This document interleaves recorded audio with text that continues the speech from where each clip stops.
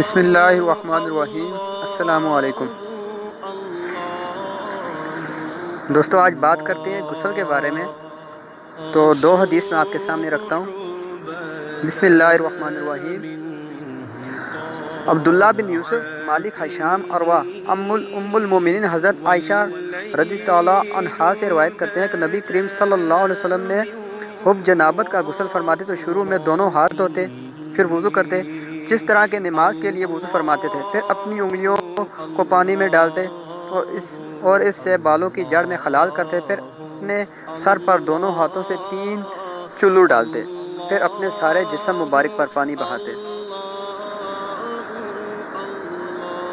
دوسری حدیث میں آپ کے سامنے رکھتا ہوں۔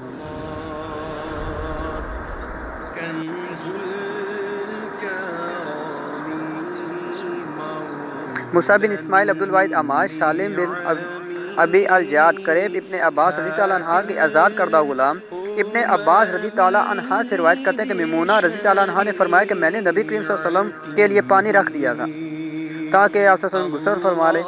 آپ نے اپنے دونوں ہاتھ دھوئے، پھر پانی ڈالا، پھر ان کو 2 مرتبہ یا 3 مرتبہ دھویا، پھر آپ نے کلی کی، پھر ناک میں پانی ڈالا، اس کے بعد اپنے منہ اور دونوں ہاتھوں کو دھویا، پھر اپنے سر کو 3 بار دھویا، اس کے بعد اپنے باقی بدن پر پانی بہایا اور اپنی جگہ سے ہٹ کے اور اپنے دونوں پیر کو دھو لیا۔ جزاک اللہ۔